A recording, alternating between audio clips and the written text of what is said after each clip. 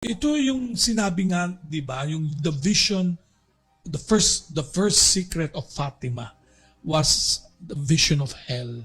At the three children were terrified, absolutely terrified of seeing so many souls going to hell, 'di ba? And katulad ng sigaw ng mga batang 'yan, what will happen to sinners? And ang sagot ng mahal na birhen are you willing to suffer to save many? Diba?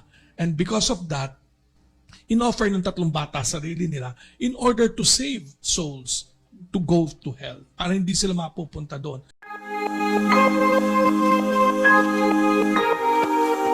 So, ito yung sinasabi mo nga na binibigyan tayo dito sa mundo ng pagkakataon, not only for ourselves, but also to help others so that they will not go to hell. Tama yung tama yung view mo na many people do not want to talk about the reality of hell, of eternal damnation, thinking that God will always be merciful to the very end, but forgetting that the God we serve is a holy God. And they have a wrong concept of mercy. No? Mm-hmm.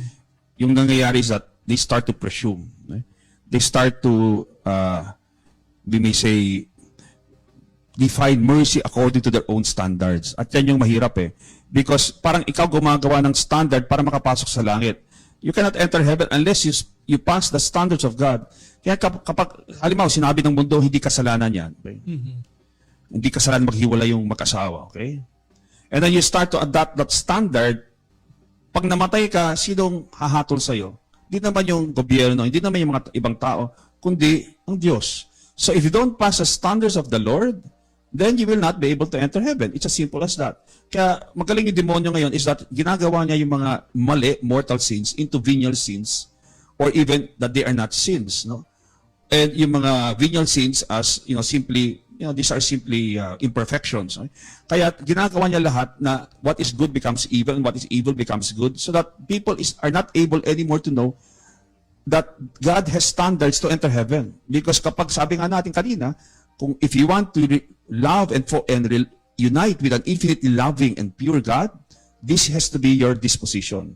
Because nothing that is unlike God ay pwedeng makipag-ugnayan sa Diyos natin.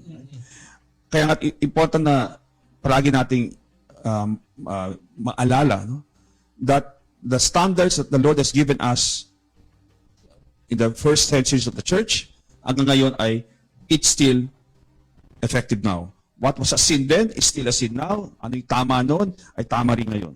Ano yung katotohanan noon ay katotohanan pa rin ngayon. Ano yung mali dati ay mali pa rin ngayon. Actually, yung prayer natin sa devotional prayer natin per mystery, di ba? Yung sasabi natin, "Oh my Jesus, forgive us our sins, save us from the fires of hell." It really brings into our consciousness that we're asking the Lord to save us from the fires of hell. And then we also continue and say, "And lead all souls into heaven, especially those most in need of your mercy." So you're not only talking here about those who have died, but also those who are living, that they too may experience God's mercy on. Kasi goodness is more diffusive. So, mas marami siya. Pero pagdating sa choice for goodness, pwede ba nating maisip na, kasi some of the saints, like sabi mo kanina, St. Augustine, St. Thomas Aquinas, and even the children of Fatima, so na ang daming laman ng impyerno. Even St. Faustina. St. Faustina. Kasi nga sinabi niya, 7 visions of hell. Kaya nga, and Jesus told her that this will be the last devotion of my mercy before the second coming. That means this is the final, very important devotion in order to save yung mga kaluluwa from falling into hell.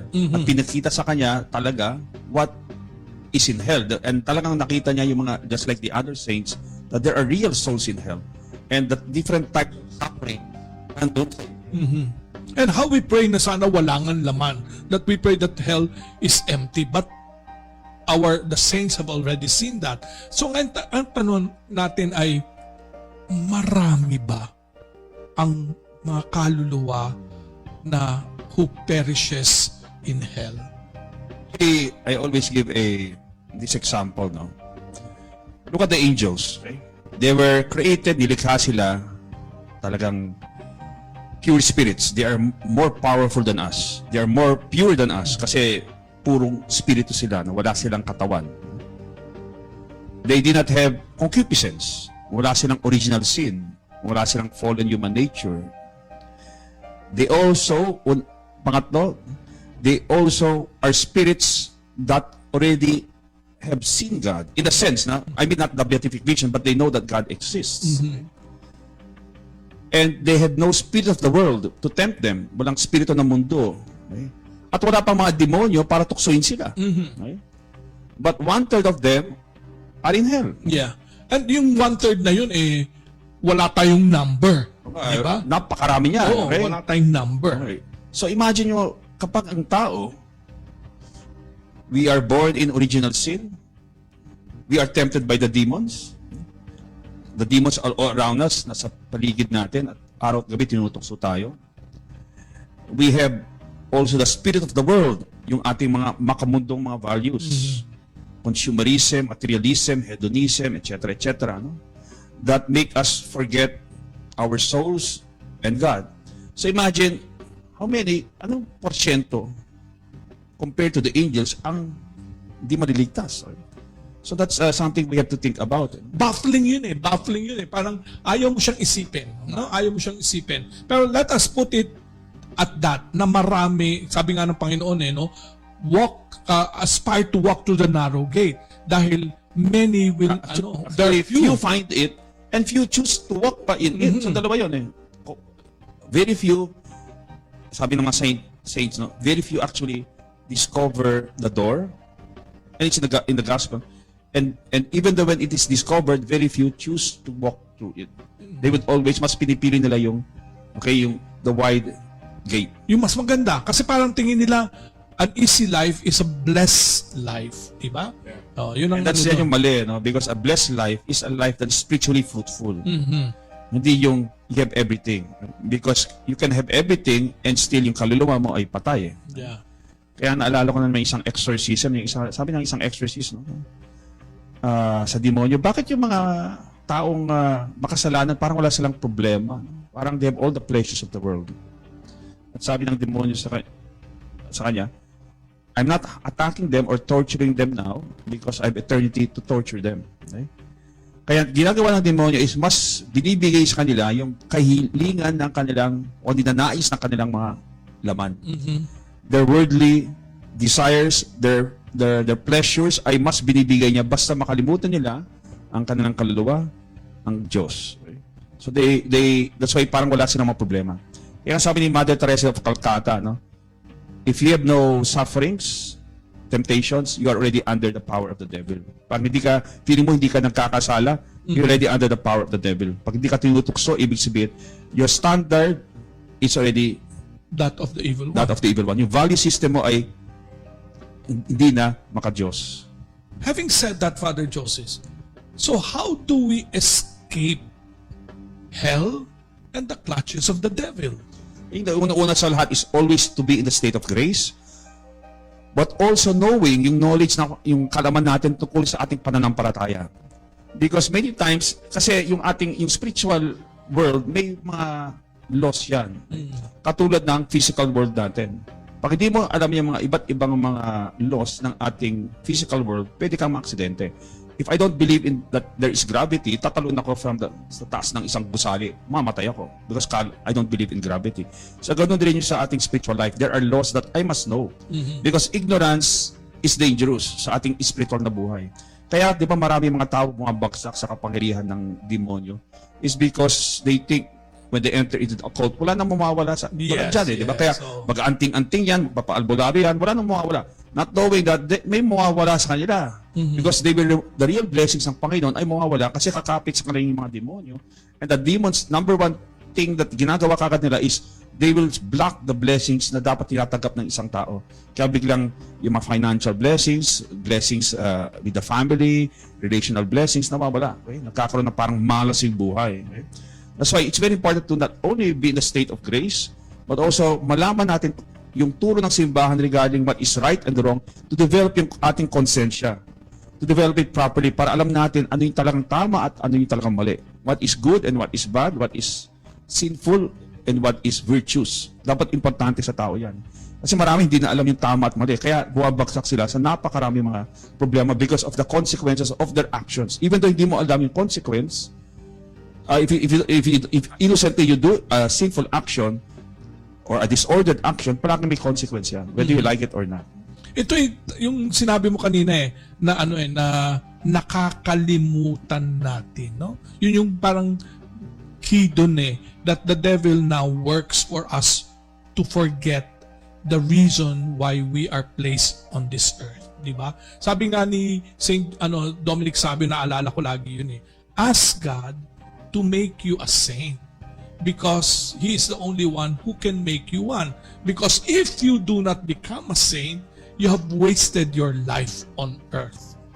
So, actually, yun yung working ng devil sa buhay natin na inilalayo tayo sa natin, yung sublime destiny natin, no? That is to be with God.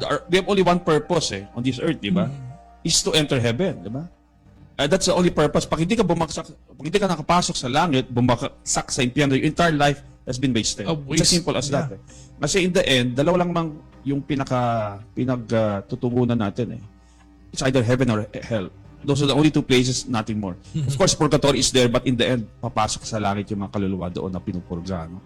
So I think it's very important to realize that the devil, as much as possible, is there.